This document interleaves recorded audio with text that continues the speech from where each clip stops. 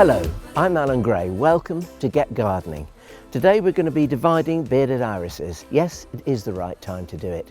And you need to do it when your clump has got congested. Now if you look down here, you will see that this clump of bearded iris has got several fans and is rather congested. It's been here for about 3 years and it's now time for me to dig it up and divide it. So that's what I'm going to do. So here we go, in with a broad bladed fork so as to do as little root damage as possible. Gently ease it up, go right underneath the clump, and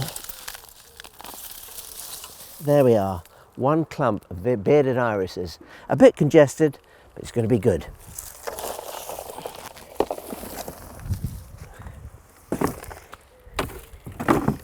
Off to the potting shed.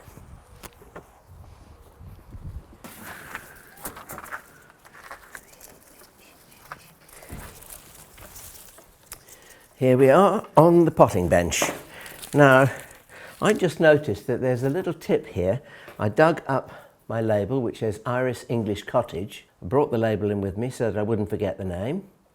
But my little tip is bury a label next to the plant, because if the label goes missing from your flower bed, you've always got one tucked away underneath. Now here we have our congested clump of bearded irises, which I'm going to gently tease apart. If you hear a ripping or a rending noise, don't despair. It's all in the interest of making these irises become more productive. Now, here we have 2 rhizomes. I'll face the camera so that you can see what I'm doing. And I need to just pull those gently apart. You'll see the roots coming apart like that, and that's absolutely ideal. And what we've got here, we've got 1 rhizome, and there's some little bits on the edge here which will actually produce shoots, and I'm going to plant those as well when I do this. And all I'm going to do is I'm going to remove any broken bits of root like that, because that's quite important. If they're broken off, they'll only rot in the soil and they won't do any good to the plant at all. Right, I'm going to put this in a flower pot. And I'm just going to put a little bit of soil in the bottom. It's a soil-based compost I'm using for this because it's heavy and it stays together. And what I'm going to do is I'm going to gently trickle in the soil around the fan of leaves, and I want to leave this little part of the rhizome exposed, so that has to sit on the surface of the soil. Just going to push my fingers around the pot like that, tucking the soil in between the roots.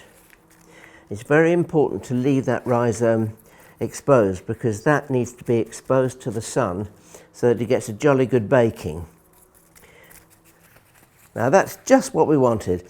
The iris is planted, the rhizome is exposed, and we've got this wonderful fan of foliage.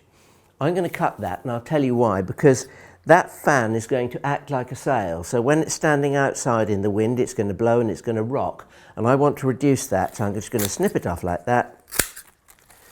So there it is, bearded iris, English cottage. But it's no ordinary bearded iris. Another little tip, if you only got a small garden and you love bearded iris, grow a remontant strain. What does that mean?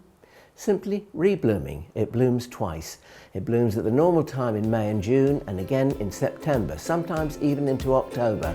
So you get, well, you get to have your cake and eat it, basically. Now here we have our congested. Now here's that good girl. Are you going to be a feature in our little film?